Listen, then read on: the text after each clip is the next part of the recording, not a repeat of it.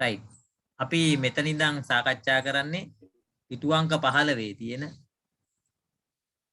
මේ හැසිරීම පිළිබඳව. දැන් ඔයාලට මම කලිනුත් කිව්වා අපි මේ පාඩමේදී පිරිවැය ක්‍රම දෙකකට වර්ගීකරණය කරනවා.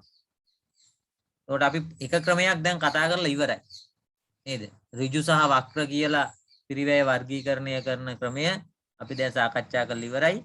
අපි ඊළඟ වර්ගීකරණය තමයි මෙතන ඉඳන් ඉස්සරහට සාකච්ඡා කරන්නේ. ඒකෙදි පළවෙනියටම අපි බලන්න ඕනේ නිෂ්පාදන ආයතනයක පිරිවැය පිළිබඳ සාකච්ඡා කරනකොට අර නිෂ්පාදන ආයතනයේ කෙටි කාලය සහ දිගු කාලය කියන කාල දෙක පිළිබඳව අපි නිෂ්පාදනය කරන ප්‍රමාණය පිළිබඳව පාඩමේ මුලින්ම සාකච්ඡා කරා. අපි කියන එක එතෙන්දි කතා කරන්නේ නිෂ්පාදනය පිළිබඳ කියලා. එතකොට නිෂ්පාදන ඒකක ප්‍රමාණය පිළිබඳව අපි සාකච්ඡා කරනකොට නිෂ්පාදන ආයතනයේ නිෂ්පාදන කාලය කොටස් දෙකකට බෙදලා කතා කරේ. කෙටි කාලයයි දිගු කාලයයි කියලා. ඒ වගේ තමයි මේ නිෂ්පාදන ආයතනයේ පිරිවැය ගැන දැන් සාකච්ඡා කරන්න යනකොටත් අපි අර පරණ විදිහටම නිෂ්පාදන ක්‍රියාවලිය කෙටි කාලයයි දිගු කාලයයි කියලා වර්ග කරනවා. අපි කියනවා පුතේ කෙටි කාලයේදී නිෂ්පාදන ක්‍රියාවලියේ පිරිවැයක් තියෙනවා. ඒ වගේම දිගු කාලයේදීත් නිෂ්පාදන ක්‍රියාවලියේ පිරිවැයක් තියෙනවා. මේ කාල දෙකකට කඩලා අපි වෙන් කරලා සාකච්ඡා කරන්නේ අපි දන්නවා කෙටි කාලයේදී ස්ථාවර යෙදවුම් සහ විචල් යෙදවුම් කියන යෙදවුම් වර්ග දෙකම තියෙනවා.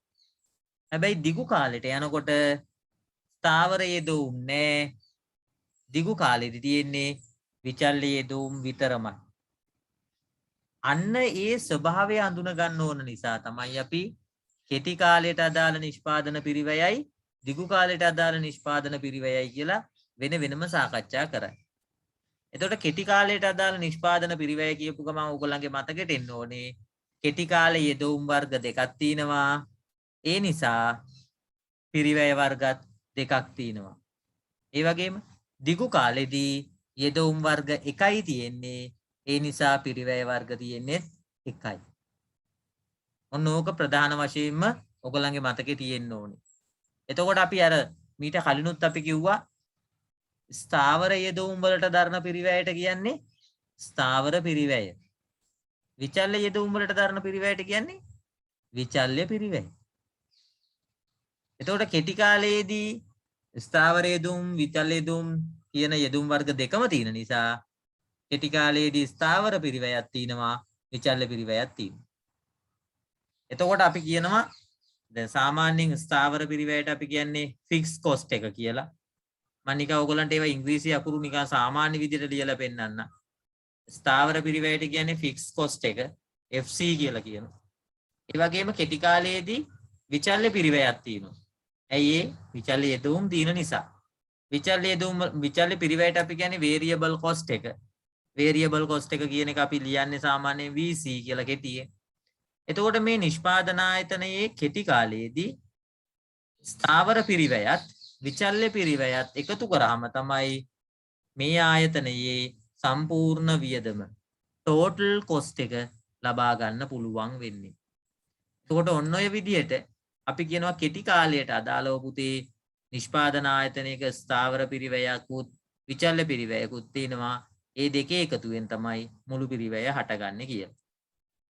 හැබැයි දිගු කාලෙට එද්දි මේ ආයතනයේ තියෙන්නේ විචල්්‍ය යෙදවුම් විතරයි. විචල්්‍ය යෙදවුම් විතරයි කියන්නේ මේ ආයතනය වියදම් කරන්නේ විචල්්‍ය පිරිවැයක් විතරයි. එතකොට මේ ආයතනයේ තියෙන සියලුම පිරිවැය විචල්්‍ය පිරිවැය බවට පත් වෙලා. එහෙමනම් මේ ආයතනයේ තියෙන විචල්්‍ය පිරිවැයම තමයි මේ ආයතනයේ සම්පූර්ණ පිරිවැය හේවත් ටෝටල් කොස්ට් එක වෙන්නේ. එතකොට ඔයාලට පේනව නේද? කෙටි කාලයට අදාළව අපි සාකච්ඡා කරන පිරිවැයත් දිගු කාලයට අදාළව අපි සාකච්ඡා කරන පිරිවැයත් අතර පොඩි වෙනසක් තියෙනවා නේද? ඔයාලට ඒක පේනවා.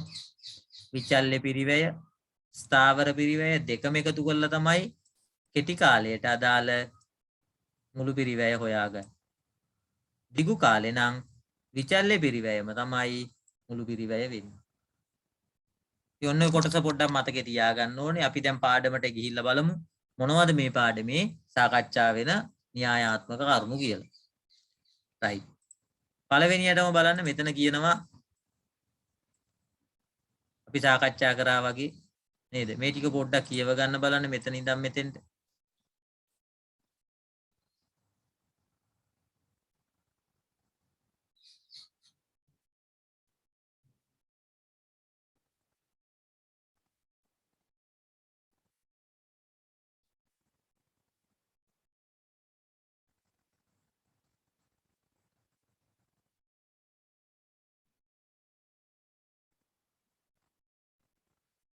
ඊළඟට බලන්න මේ කොටසත් පොඩ්ඩක් කියවලා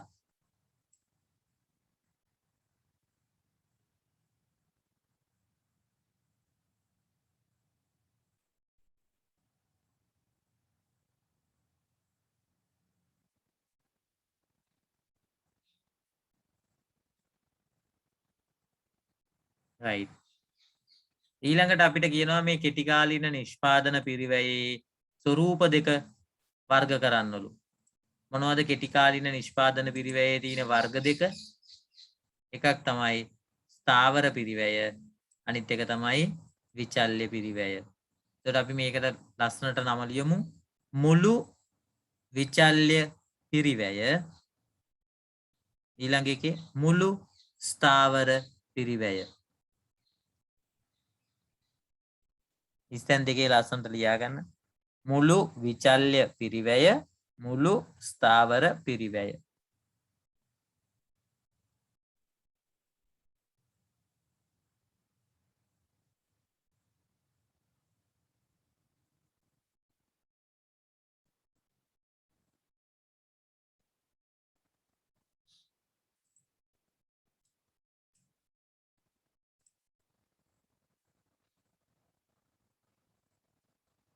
ඊළඟ මේ ටිකත් පොඩ්ඩක් කියව ගන්න බලන්න.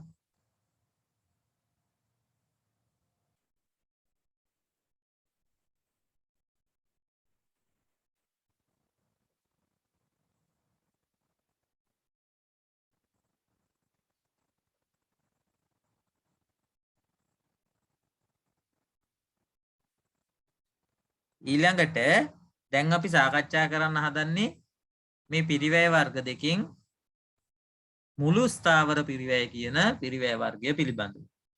මේ මුළු ස්ථාවර පිරිවැයට ඉංග්‍රීසියෙන් කියන වචනේ තමයි මෙතන ලියලා තියෙන්නේ. අපි මේක කියනවා total fixed cost එක කියලා. total fixed cost එක. අපි ඒක සාමාන්‍යයෙන් පාවිච්චි කරන්නේ TFC කියලා. ආයතනයේ මුළු ස්ථාවර පිරිවැය කියන අදහස. දැන් ඒක නිර්වචනය කරනවා පුතේ මේ විදිහට. නිෂ්පාදන ක්‍රියාවලියට භාවිතා කරන දැන් මොකද ඉස්සරහට ලියන්නේ? ස්ථාවර යෙදවුම්. ස්ථාවර යෙදවුම් සඳහා දරන පිරිවැය ස්ථාවර පිරිවැය වෙනවලු.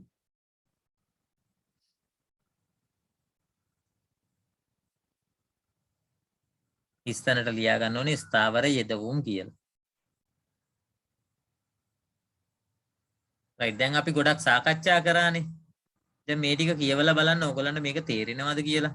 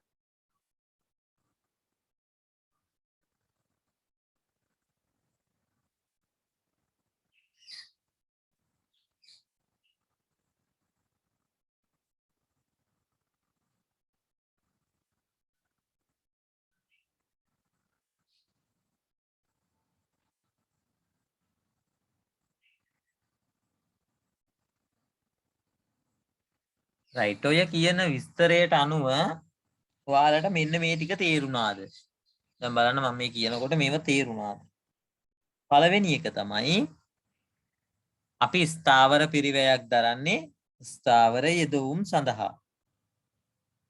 එතකොට ආයතනයක් ආරම්භ කරන අවස්ථාවේදීම ඒ ආයතනයේ ස්ථාවර යෙදවුම් පැවතිය යුතුයි.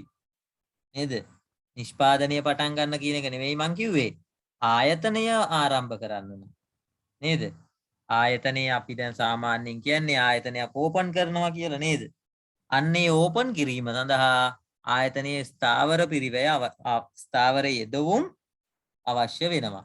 ඉඩමක් තියෙන්න ඕනේ, ගොඩනැගිල්ලක් තියෙන්න ඕනේ. ඒතකොට තමයි ව්‍යාපාර කටයුත්ත කරගෙන යන්න පුළුවන්. ඒක අපි ඔන්ලයින් පැත්තට ගත්තොත් එහෙම නේද? ඔන්ලයින් බිස්නස් තියෙනවනේ. ඒවට ඉඩම් ගොඩනැගිලි ඕනේ නැහනේ. නමුත් ඒවට එහෙමනම් පරිගණක ඕනේ, මේ මුද්‍රකාංග ඕනේ, ඒ ඉන්ටර්නෙට් පහසුකම ඕනේ. නේද? එතකොට මොනවා හෝ වේවා අපිට පේනවා ඕනම නිෂ්පාදන ක්‍රියාවලියක් ආරම්භ කිරීමට පෙරම ස්ථාවර යෙදවුම් ටිකක් අවශ්‍ය කරනවා. ඒකේ තීරුම තමයි නිෂ්පාදනයක් කරත් නැතත් ස්ථාවර යෙදවුම් ටිකක් තිබිය යුතුයි. එහෙමනම් ඒක අපි පිරිවැය පැත්තට හැරෙව්වොත් මොකද්ද වෙන්නේ? නිෂ්පාදනයක් කරත් නැතත් ආයතනික ස්ථාවර පිරිවැයක් දරන්න වෙනවා. ආයතනික ස්ථාවර යෙදවුම් තියෙනවා කියන්නේ ආයතනයේ ස්ථාවර පිරිවැයක් දරලා තිනවා කියන එකම තමයි. නේද? ස්ථාවර යෙදවුම් උඩින් පාත් වෙන්නේ නැහෙනි. ඒවට සල්ලි වියදම් කරලා තමයි ඒව ලබා ගන්න ඕනේ.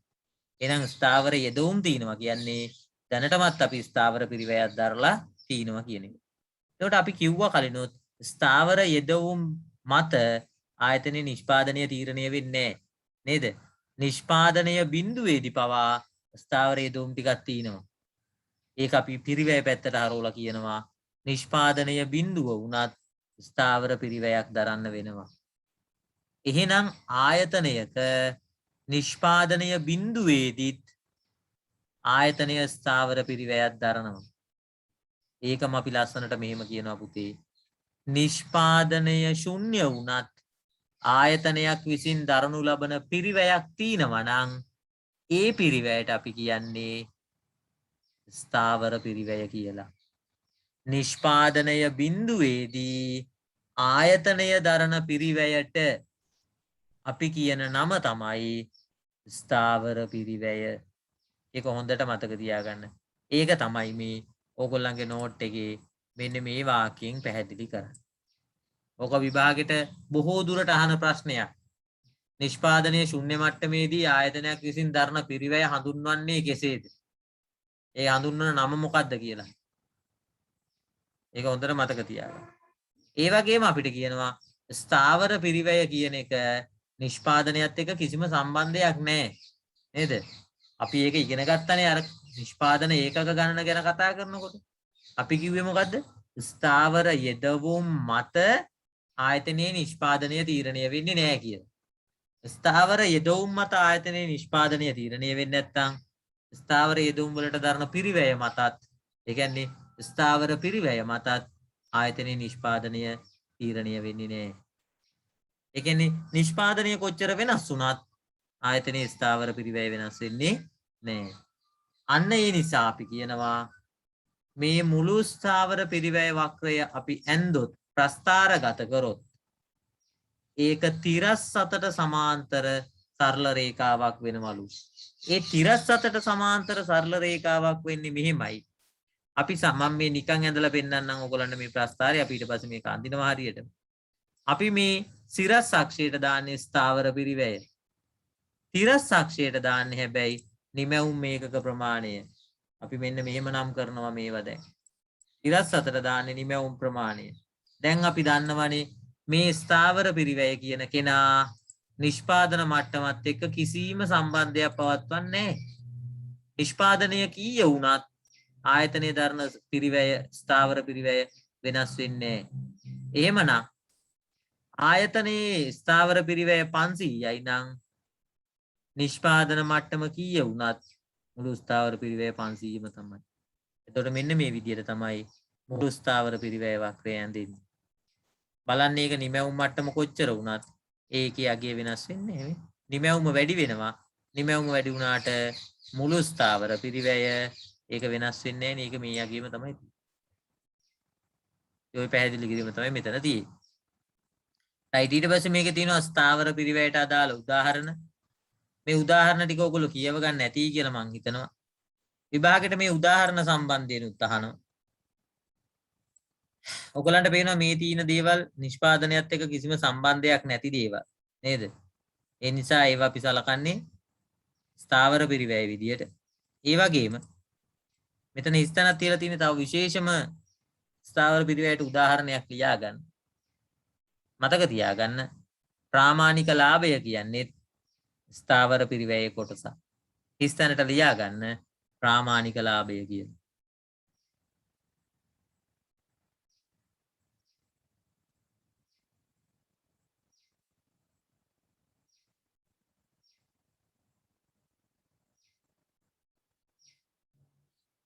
එතකොට දැන් ඔයගලන්ට මතක් වෙන්න ඕනේ ප්‍රාමාණික ලාභය. මෙතනදී ඉගෙන ගන්නවා ස්ථාවර පිරිවැයේ කොටසක් විදිහට.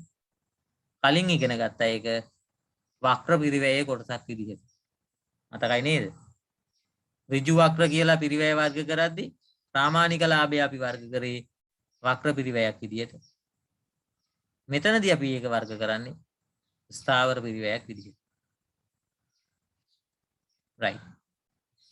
එහෙමනම් අපි දැන් බලමු මේ ස්ථාවර පිරිවැය නැත මේ මුළු ස්ථාවර පිරිවැය හරහා හදාගන්න තවත් එක සංකල්පයක් පිළිබඳව. ඔයගලන්ට මේවා නම් හොඳට තේරෙයි. මුළු එකෙන් සාමාන්‍ය එක හදනවා නේද? රිපෝට් කාඩ් එක ගන්නකෝ ඔයගලන්ගේ රිපෝට් කාඩ් එක ගත්තොත් ඔයගලන්ට පේනවා මුළු ලකුණු තියෙනවා. ඒකෙන්ම සාමාන්‍ය ලකුණුත් තියෙනවා. ඉතින් ඕනම දෙයක මුළු වගේ තියෙනවා නම් ඒකේ සාමාන්‍ය අගය හොයාගන්නත් පුළුවන්.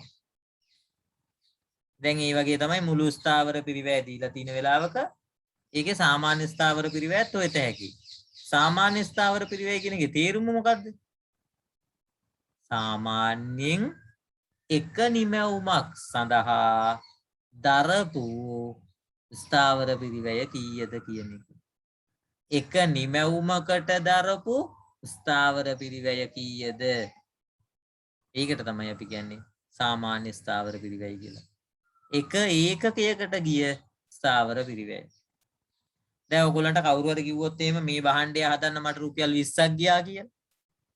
එතකොට මේ 20 තුල දිනවා ඒ භාණ්ඩයේ සැකසීම සඳහා ගිය ඒකකයකට දරන්න වෙච්ච ස්ථාවර පිරිවැයත් ඒකකයකට දරන්න වෙච්ච විචල්්‍ය පිරිවැය.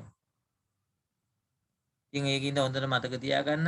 ඔයගොල්ලෝ ඉස්සරහට ඉගෙන ගන්නවා භාණ්ඩවල පිරිවැය ගණනය කරන්න. මේවැ නෙමෙයි accounts වල. එතකොට ඒකකයක පිරිවැය කියලා ඔයගොල්ලෝ හොයනවා. මතක තියාගන්න එතෙන්දී ඒකකයක පිරිවැයට මේ ස්ථාවර පිරිවැය කියන එකත් අදාළ කරලා ගන්න. සාමාන්‍ය ස්ථාවර පිරිවැය. ඒකකයකට යන ස්ථාවර පිරිවැය. ඔච්චර තමයි කොච්චර කිව්වත් මේක මට පැහැදිලි කරන්න තියෙන්නේ. මේක කියවලා බලන්න. කියවලා බලලා මේ සූත්‍ර බලන්න. එතකොට ඕගොල්ලන්ට තේරෙයි.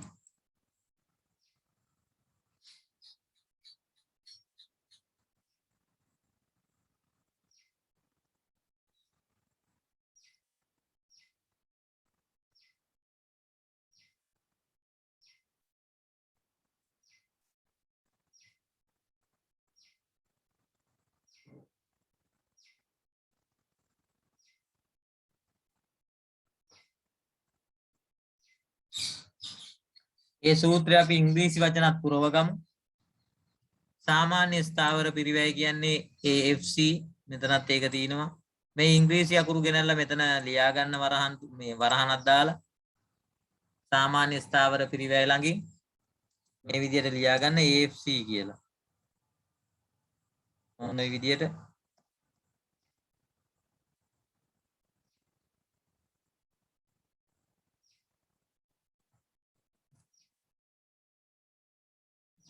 ඔය විදිහට ලියා ගන්න තියෙනවා. right. ඊළඟට ආපහු ලියා ගන්න මුළු ස්ථාවර පිරිවැය කියන තැන ලියා ගන්න TFC. වරහන් තුල ලියා ගන්න TFC.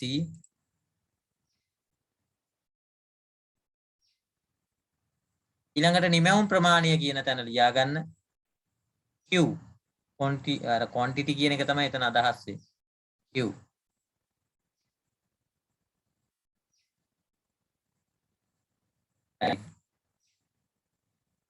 දැන් ඕගොල්ලෝ බලන්න මේක මුළු ස්ථාවර පිරිවැයෙන් කොහොමද සාමාන්‍ය ස්ථාවර පිරිවැය හදාගත්තේ. ඒ කියන්නේ එක ඒකකයකට දරපු ස්ථාවර පිරිවැය හොයන්නේ කොහොමද? මුළු ස්ථාවර පිරිවැය බෙදනවා හදපු ඒකක ගණනින්. එතකොට එනවා එක ඒකකයකට ගිය ස්ථාවර පිරිවැය ප්‍රමාණය. මෙතන ඉතාමත් වැදගත් කාරණාවක් කියනවා. නිෂ්පාදනය ටික වැඩි කරනකොට ඒකකයක ස්ථාවර පිරිවැය අඩු වෙනවලු. එහෙම වෙන්න ඕන නේද? ඇයි දෙයනේ?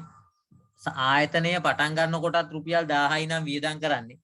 නිෂ්පාදනය ලක්ෂ දක්වා වැඩි කරත් ස්ථාවර පිරිවැය 1000ම තමයි.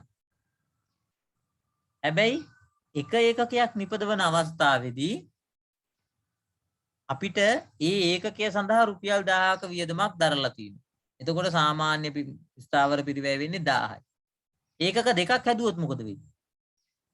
දැන් නිෂ්පාදන ඒකක ගණන වැඩි වුණාට මුළු ස්ථාවර පිරිවැය වෙනස් වෙන්නේ නැහනේ. එතකොට බලන්න මුළු ස්ථාවර පිරිවැය 1000ක් තියෙනවා. දැන් ඒකක දෙකක් හදලා තියෙනවා. එතකොට සාමාන්‍ය ස්ථාවර පිරිවැය ඒ කියන්නේ ඒකකයක ස්ථාවර පිරිවැය රුපියල් 500 වෙනවනේ. ඒකේ තේරුම මොකද්ද? අපි වැඩිපුර නිපදවන්න ඒකකයකට යන ස්ථාවර පිරිවැය එන්නම අඩු වෙනවා. සදහටම අඩුවීමක් විතරයි වෙන්නේ. right. ඉතින් ඕක තේරුම් ගන්න අපි මෙන්න මේ අභ්‍යාසයත් කරමු. එතකොට ඕගොල්ලන්ට මේක හොඳට පැහැදිලි වෙයි. right. මෙන්න නිමැවුම් ප්‍රමාණය බලන්න පුතේ 0 5 10 15 20 කියලා නිමැවුම් ප්‍රමාණය වැඩි වෙනවා. මේ ආයතනයේ කියනවා නිමැවුම් ප්‍රමාණය බිඳුවේදී මුළු ස්ථාවර පිරිවැය 100යිලු. හැබැයි ඊට පස්සේ නිමැවුම් එකක 5 දී අගය දීලත් නැහැ, 10 දී දීලත් නැහැ, 15 දී දීලත් නැහැ, 20 දී දීලත් නැහැ. දැන් ඕගොල්ලෝ කල්පනා කළා මෙතෙන්ට උත්තර ටික දාන්න. බලමු ඕගොල්ලෝ දාන උත්තර හරියයිද කියලා. right. තනියෙන් දාන්න බලන්න මෙතෙන්ට උත්තර ටික.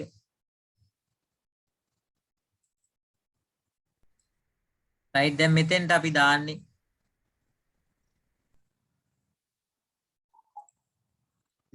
දාන්නේ දිගටම 100ම තමයි. හේතුව මුළු ස්ථාවර පිරිවැය වෙනස් වෙන්න බෑ. ඒක අපි කියනවා නිමැවුම බිඳුවේදී මුළු ස්ථාවර පිරිවැය 100යි කිව්වොත් ඉතින් මේ ආයතනයේ සදහටම රුපියල් 100ක් තමයි වියදම් කරන්නේ. ස්ථාවර පිරිවැය ලෙස.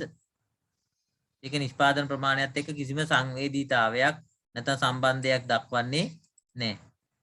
right. ඊළඟට අපි සාමාන්‍ය ස්ථාවර පිරිවැය ගණනය කරන්න ඕනේ. ඒ කියන්නේ එක ඒකකයක් සඳහා දරන පිරිවැය. දැන් ඔයගලන්ට මේ පළවෙනි අවස්ථාවේදී ගත්තොත් ඔයගලන්ට පේනවා නිෂ්පාදනයක් කරන්නේ නැහැ. ඒ කියන්නේ ඒකක එකක්වත් හදන්නේ නැහැ. ඉතින් ඒකක එකක්වත් හදන්නේ නැති අවස්ථාවේ ඒකකයක පිරිවැය ගණනය කරන්න පුළුවන්ද? ගණනය කරන්න බෑ. ඒ නිසා මේකට අපි උත්තරේ මේ විදියට ඉරක් ගහලා තියෙනවා. හැබැයි ඊළඟ එකට කොහොමද කරන්නේ? දැන් දෙවැනි අවස්ථාව ගත්තොත් දෙවැනි අවස්ථාවේ කියනවා ඒකක 5ක් හදනවලු. ඒ ඒකක 5ක් හදනකොටත් මේ ආයතනය රුපියල් 100ක ස්ථාවර පිරිවැයක් දරනවලු. ඒකක 5 සඳහාම ඒ කියන්නේ ඒකක 5ටම ස්ථාවර පිරිවැය 100යි. මෙතනින් අහන්නේ එක ඒකකයකට ස්ථාවර පිරිවැය කීයද? දැන් මෙතෙන්ට දාන්න ඔයගොල්ලන්ගේ හරි උත්තරේ. ඒකක 5ම හදන්න 100ක් යනවා. එහෙනම් එක ඒකකයකට කොච්චර පිරිවැයක් යනවද කියලා මෙතන දාන්න.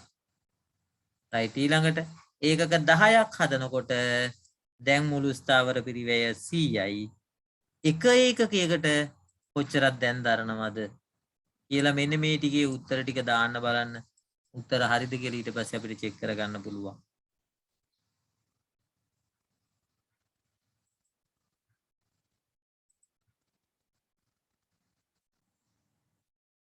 ඔයාලගේ උත්තරෙත් මේ විදියට තියෙනවද? ඒකක 5ක් හදන්න මුළු ස්ථාවර පිරිවැය 100ක් යනවලු. එහෙනම් එක ඒකකයකට කොච්චරද කියලා තමයි මෙතනින් අහන්නේ. 5ටම 100යි නම් එකකට 20යි. කොහමද ගන්නෙ? මුළු ස්ථාවර පිරිවැය බෙදනවා ඒ අවස්ථාවේ තියෙන නිමැවුම් ඒකක ප්‍රමාණය. මුළු ස්ථාවර පිරිවැය 100යි.